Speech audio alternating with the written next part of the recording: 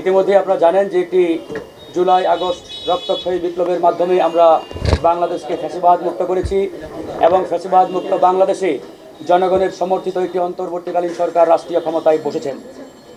এই সরকারের কাছে জনগণের যে প্রত্যাশা, জনগণের যে আকাঙ্ক্ষা, জনগণের যে ডিমান্ড, সেটি আসলে কতটুকু পূরণ হয়েছে তা ইতিমধ্যেই আপনাদের সামনে প্রতীয়মান।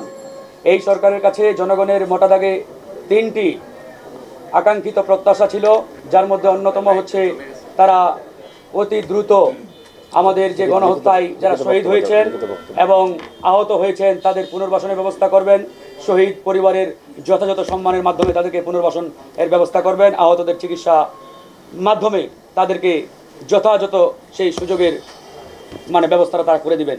কিন্তু বাস্তবিক অর্থে 7 মাস পেরিয়ে গেলেও আমরা আজ পর্যন্ত শহীদ পরিবারের সঠিক কোনো তালিকা আমরা দেখতে পাই নাই এবং যারা আহত হয়েছেন তাদের সুচিকিৎসার ব্যবস্থাও এই সরকার করতে পারে নাই।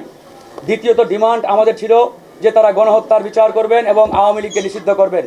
বাস্তবিক অর্থে 7 মাস পেরিয়ে গেলেও এই অন্তর্বর্তীকালীন সরকার আওয়ামী লীগের প্রশ্নে অনেকটাই নমনীয়। আমরা বারবার তাগিদ দেওয়া সত্ত্বেও সরকারের পক্ষ থেকে আওয়ামী লীগ তথা ফ্যাসিস্ট আওয়ামী সরকারের রাজনীতি নিষিদ্ধ করা কিংবা তাদের প্রিভিয়াস যে 3টি নির্বাচন, একতরফা নির্বাচন, সেই নির্বাচনগুলোকে অবৈধ ঘোষণার বিষয়ে তারা এখন পর্যন্ত দৃশ্যমান কোনো উদ্যোগ নেয় নাই। এই জায়গায় আজকে জনগণের মধ্যে প্রশ্নের উদ্রেক হয়েছে যে এই সরকার তলে তলে আওয়ামী লীগকে পুনর্বাসনের ব্যবস্থা করছে কিনা, সেটাও কিন্তু আজকে বড় একটি প্রশ্ন। আরেকটি বিষয় আপনারা ইতিমধ্যেই দেখতে পাচ্ছেন, এই সরকার আজকে সংস্কারের কথা বলছে। এই সংস্কার কিভাবে করবে, কতদিনের মধ্যে করবে, তার কোনো চূড়ান্ত রূপরেখা তারা জনগণের সামনে হাজির করতে পারে নাই।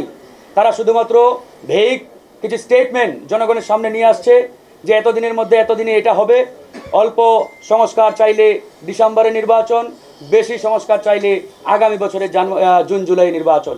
এই অল্প সংস্কারটা কি আর বেশি সংস্কারটাই বা কি, এ বিষয়ে পরিষ্কার কোনো ধারণা সরকারের পক্ষ থেকে রাজনৈতিক মহলে এখন পর্যন্ত দেওয়া হয় নাই।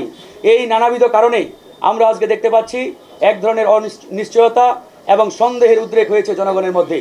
এই সন্দেহ সংশয় নিয়ে বিপ্লব পরবর্তী এই দ্বিতীয় স্বাধীন সার্বভৌম বাংলাদেশ চলতে পারে না। সেই জায়গা থেকে আমি গণ অধিকার পরিষদের পক্ষ থেকে আজকের আমাদের লিখিত বক্তব্য পাঠ করছি আপনাদের সামনে। প্রিয় দেশবাসী, 2024 সালের গণ অভ্যুত্থানের মধ্য দিয়ে আমরা নতুন বাংলাদেশের স্বপ্ন দেখছি।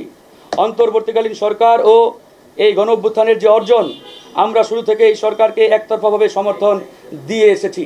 যদিও বর্তমান এই সরকারের একমাত্র স্টেক অর্থাৎ ছাত্র প্রতিনিধি যারা, তারা বলে আসছে এই সরকার একটি ইনক্লুসিভ সরকার, এটি পুরোপুরি একটি মিথ্যাচার। কারণ এই সরকার কোনোভাবেই কোনো ইনক্লুসিভ সরকার নয়।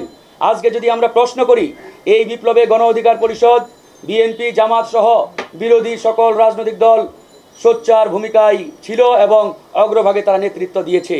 কিন্তু আজকে এই সরকারের দিকে তাকালে বা এই সরকারকে প্রশ্ন করলে যে এখানে গণ অধিকারের প্রতিনিধি কোথায়, জামাত ইসলামের প্রতিনিধি কোথায়, বিএনপির প্রতিনিধি কোথায়, তারা উত্তর দিতে পারবে না।